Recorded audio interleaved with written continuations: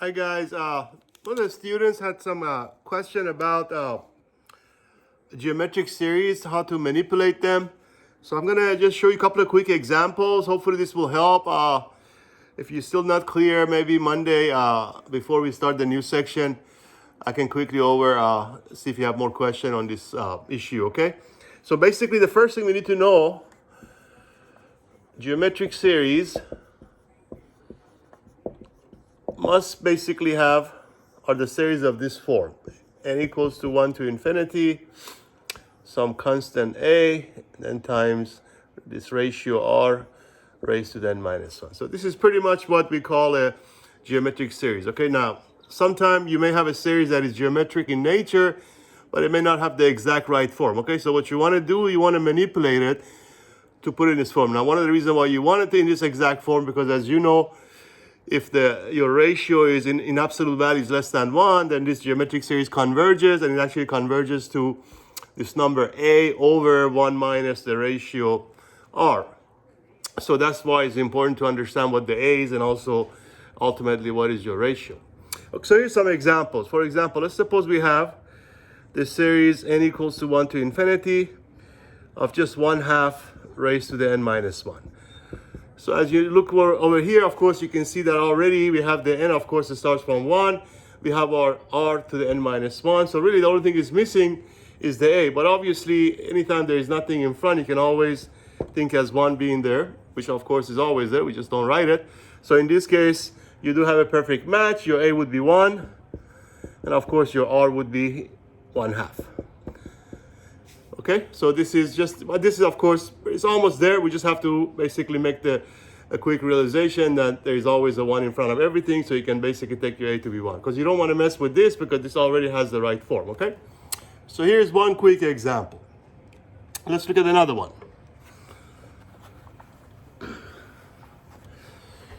So let's suppose we have another series, 1/3 raised to the n, and again, n is starting from 1 to infinity.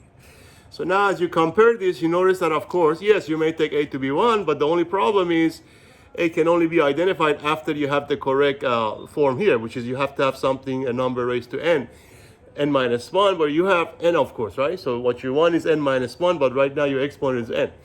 So what you're going to have to do is you're going to have to, basically manipulate this or rewrite it. So all I got to do is to decrease this exponent. I'm just going to have to extract or factor 1 factor of 1/3. So I can just rewrite that as 1/3. And then times, and then of course, the rest, which is 1/3 raised to the n minus 1. Okay, so, and of course, still n is from 1 to infinity. So now as you can see, now just by taking 1 factor of 1/3 out, and that's why we decrease the exponents by 1. Of course, you can always check it. And you remember, as you multiply two things with the same base, you add the exponents, and of course 1 plus -1 becomes 0. So you do get the same exact exponent. But we did that so we can get the exact match with the geometric series. So now that we have a perfect match, our a in this case would be 1/3. And of course our r also in this case. Now the r and r do not have to be the same, of course, but sometimes they do turn out to be the same thing.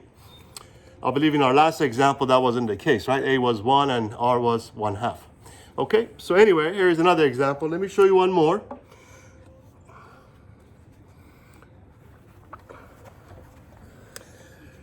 So let's suppose we have this series, n equals to 1 to infinity, and we have -3 raised to the n plus 1 over 4 raised to the n minus 1.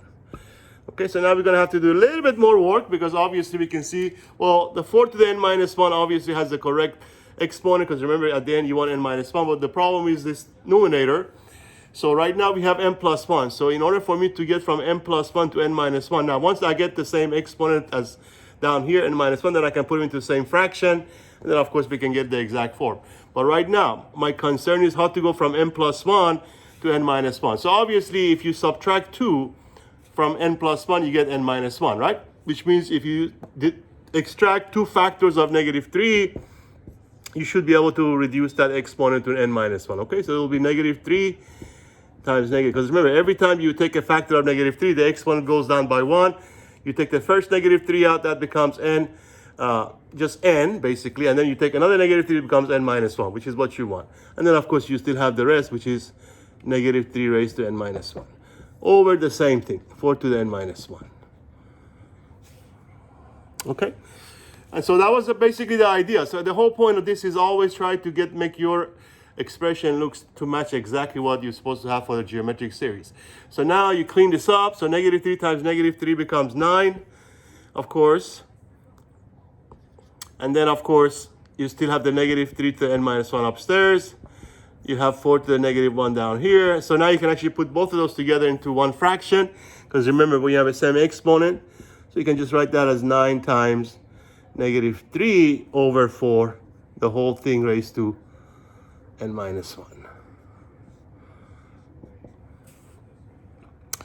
Okay, so now basically there it is. So now you have your, I'll left off my ones and infinities here, but I'm sure you can add them.